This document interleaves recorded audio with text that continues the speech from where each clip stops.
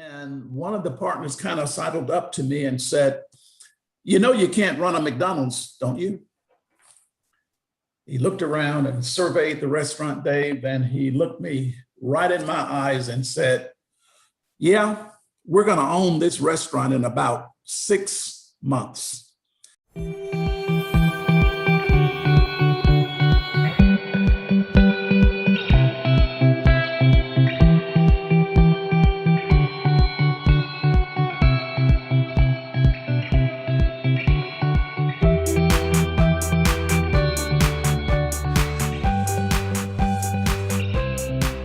Welcome back to another 20 minutes of winning.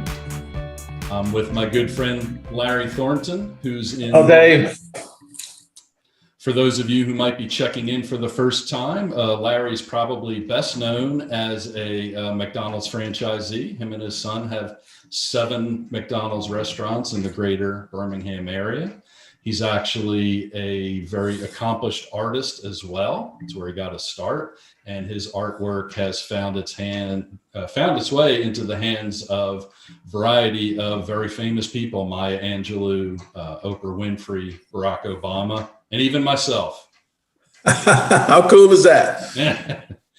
And in my case, I'm a business professor at Auburn University. Been teaching management classes for well over a quarter of a century now. We hope you will stick with our podcast and subscribe either on YouTube or one of the audio podcast only platforms. Today we're talking about winning by absorbing life's blows. Wow.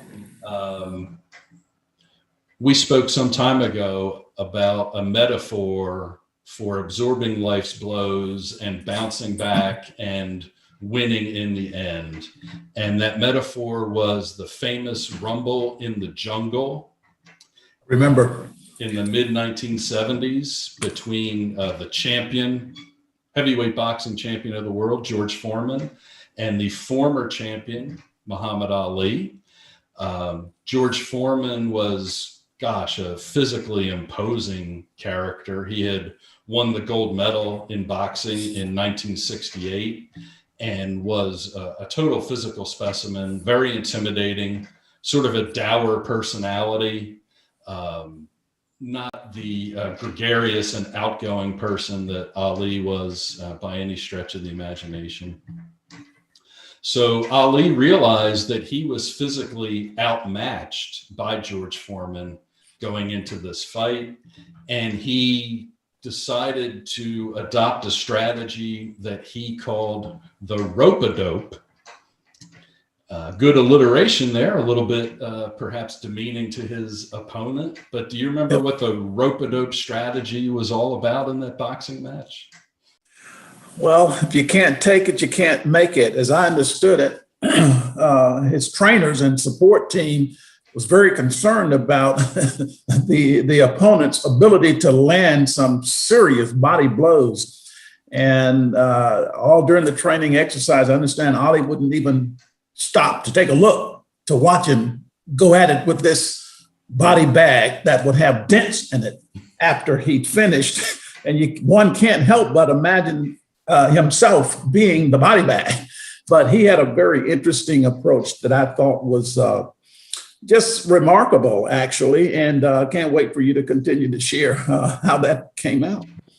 So basically, the rope-a-dope strategy involved letting George Foreman punch himself tired and then taking advantage of that situation in order to knock Foreman out. So Ali spent a lot of time up against the ropes, which acted as a shock absorber. As Foreman landed these massive blows, Ali would sort of bounce back against the rope, and rather than his body absorbing all of that energy, the ropes would help him out quite a bit. And so the strategy actually worked. Ali absorbed Foreman's blows for 8 rounds.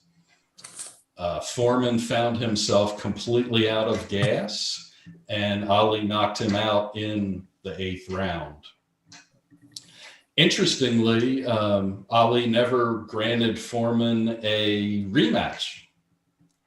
And of course, the thought at the time was, well, he came up with the one way that he would be able to beat George Foreman, so he's not going to give that guy another bite at the apple. But the reason I like the metaphor is that Ali was up against a really fearsome opponent, and he found a way to absorb the blows and win the match anyway. And it reminds me a lot of a phrase that you like to use, which is, if you can't take anything, you can't have anything.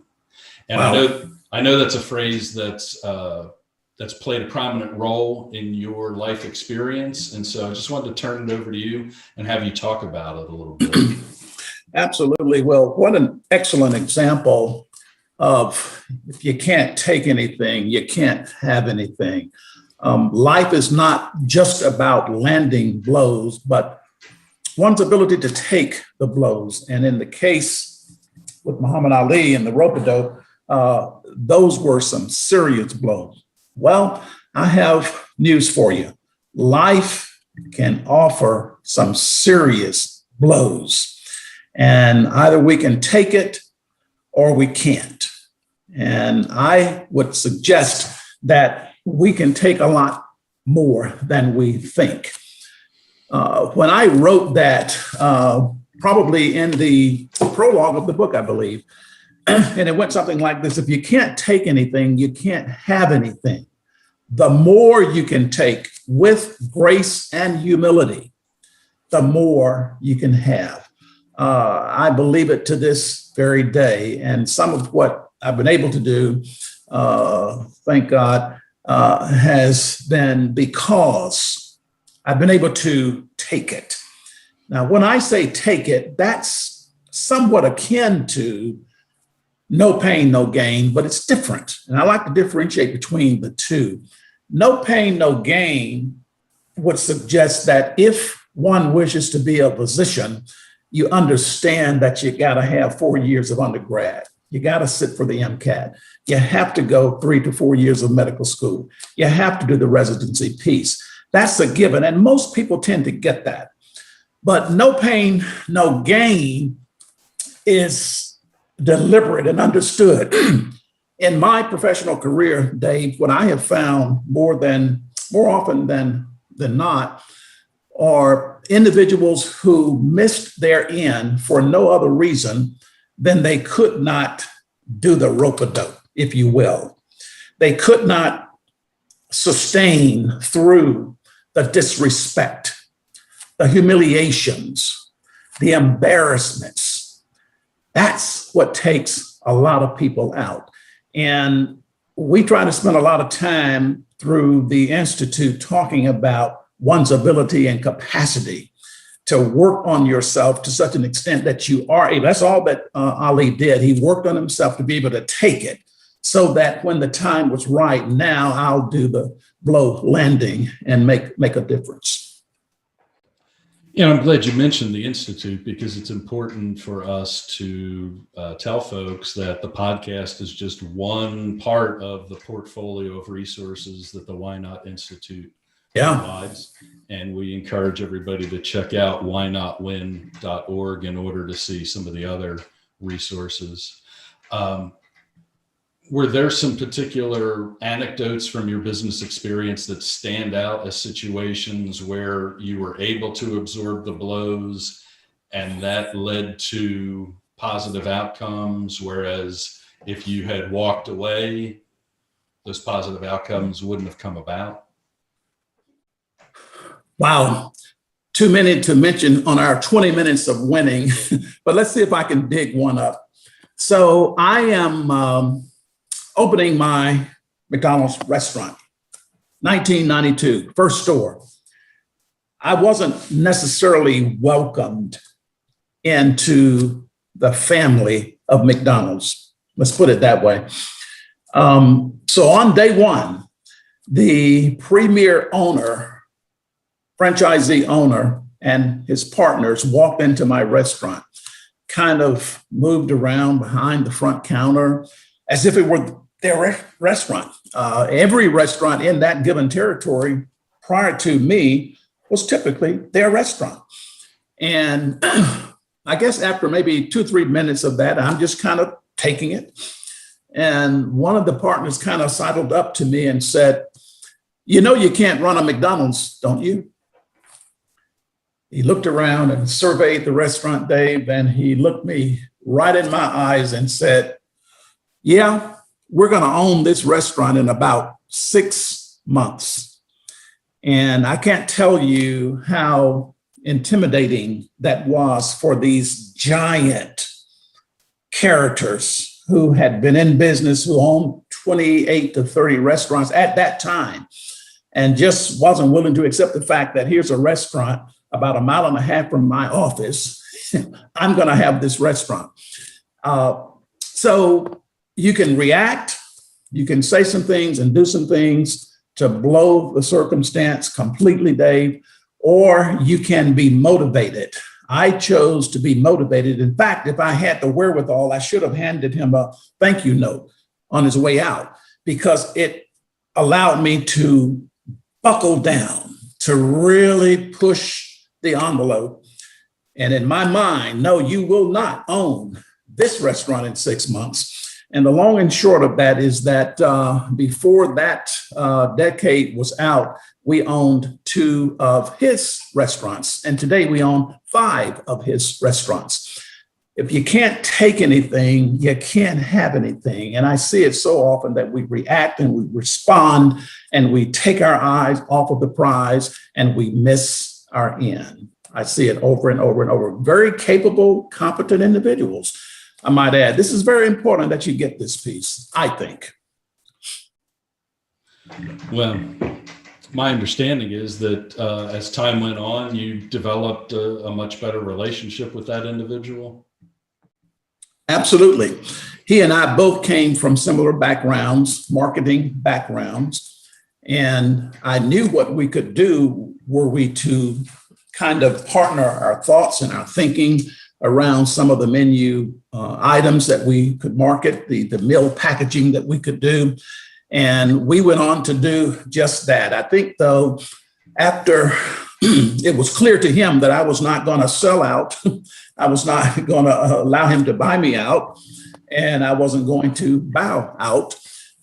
This guy's here to stay, so we might as well work together. And as it turns out, I'm glad you mentioned that, we ended up working together quite well. Many trips to Atlanta together, and the conversations that we had. We put a lot of marketing programs together, communicating. And I always admired his passion and his fervor for the business.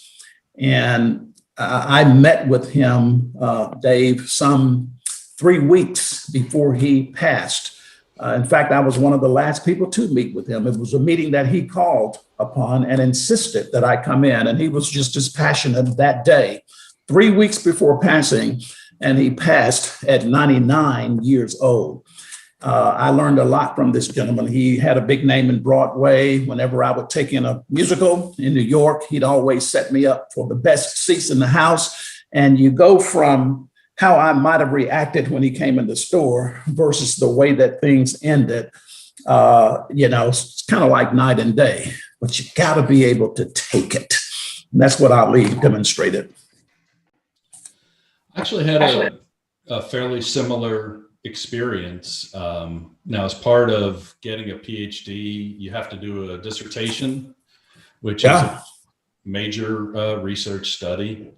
And you have a dissertation committee that judges the merits of your work. And so I'm doing my dissertation defense. By the way, earlier in the day, this was in 1994, earlier in the day, okay. I picked up the school newspaper, and there was an article announcing that one of the professors on campus at Penn State, where I got my degree, had discovered a planet. And I believe it was the first or second planet discovered outside of our solar system. And I remember looking at that story and saying, here I am doing this little business study, and here's people doing, actual real science. So that was kind of entertaining. But at any rate, I'm going into this dissertation defense, and it's going pretty well. And then one member of my committee just starts badgering me, just absolutely badgering me for 10 minutes, 20 minutes. And the things he was badgering me about were things that he had told me to do. But of course, given the power imbalance, I couldn't really turn around and say, I'm trying to defend what you told me to do, and now you're attacking me for doing it.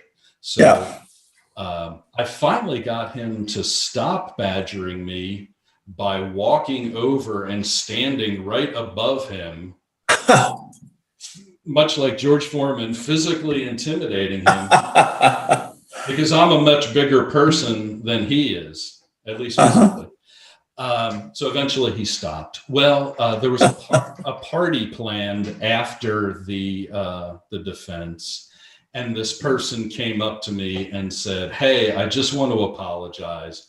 I really got a little rough there, and how about that? Crossed the line."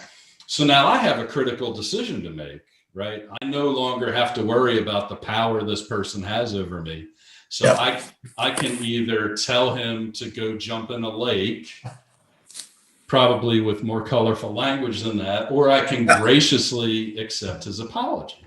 So I in a split second, had to make this decision, and I graciously accepted his apology. Good for you. Well, as it turns out, over the ensuing quarter of a century, he and I have become frequent collaborators. We ran a book series together for about 10 years. Cool. He's advocated for me to advance in the profession by getting certain appointments. And so, it's much like the situation you had with this other McDonald's operator. By taking the high road, by absorbing the blows and not lashing out, a much more positive situation was attained. I think you're right.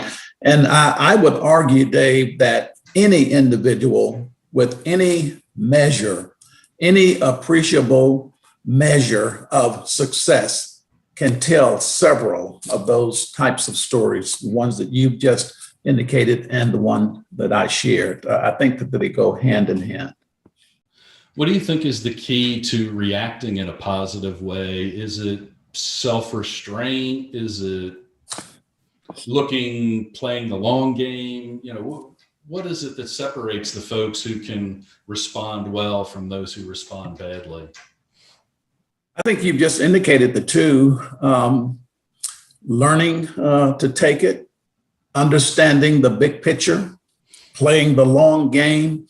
I remember a Martin Luther King series. I was much younger, but Eye on the Prize was the name of the series. And that title always resonated with me. And when we keep our eye on the prize, if you're playing basketball, you got to keep your eye on the ball. If you're playing baseball, keep your eye on the ball. Certainly if you're playing golf, keep your eye on the ball. So I think keeping your eye on the prize, understanding the bigger picture, and what would I lose if I were to be taken off of my game. You hear people say all the time, well, the guy just got on my nerve, man. You just can't get him off of my back. Well, once you understand that nobody can get on your nerve unless you allow them to, no one can get on your back unless you give them a leg up to get on your back. They can attempt to do that, but it's a mental positioning because you need all of your mind, all of your focus to get to where you're going. And I've always wanted to get to where I'm going. And I just never wanted to be sidetracked. And those are just sidetracking opportunities that we shouldn't pay much attention to. Well, you just did a great job of explaining our first takeaway message for today, which is to play the long game.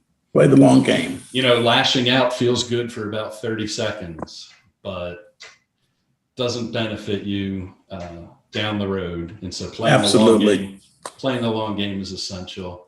Makes a difference. Dave, I will tell you before we wrap up that I've been doing McDonald's now for 28 years.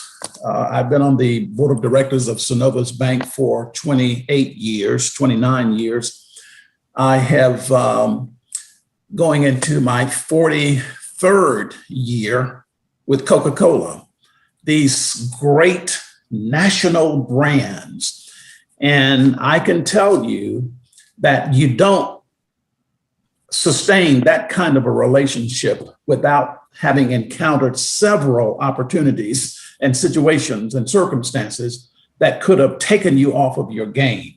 It is very important that I stay on my game, keep my eye on the prize, and so I can enjoy these long relationships and all of the benefits to my family and to my community as a result. And then just as a matter of being grateful for so many people before me who sacrificed so that I could have these types of opportunities. That's always with me.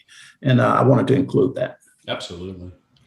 Our second takeaway message is that people need to realize that life will land some pretty heavy blows, and often at unexpected times and in unexpected ways.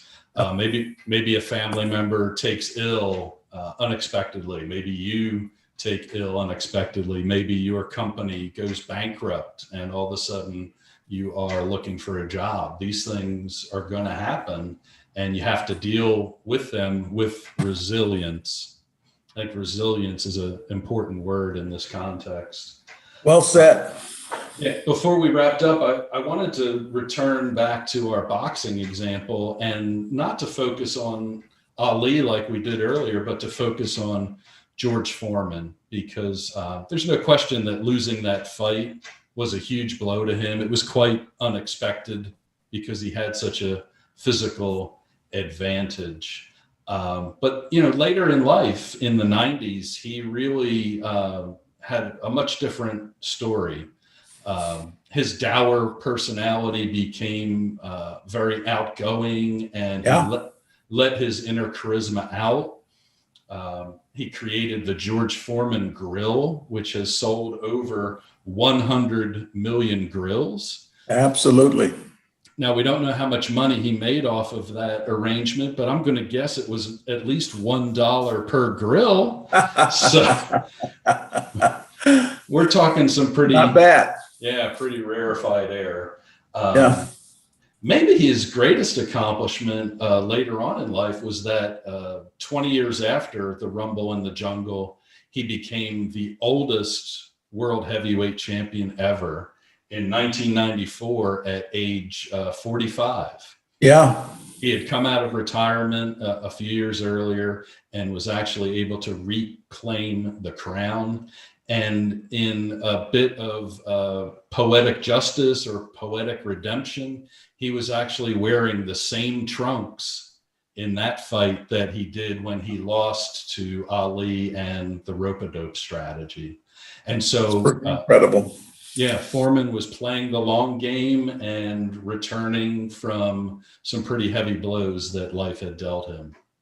What a message to all of our listeners today to understand the value of getting past humiliations, embarrassments, disrespect, intimidations, and move on to the next win. And Foreman did just that.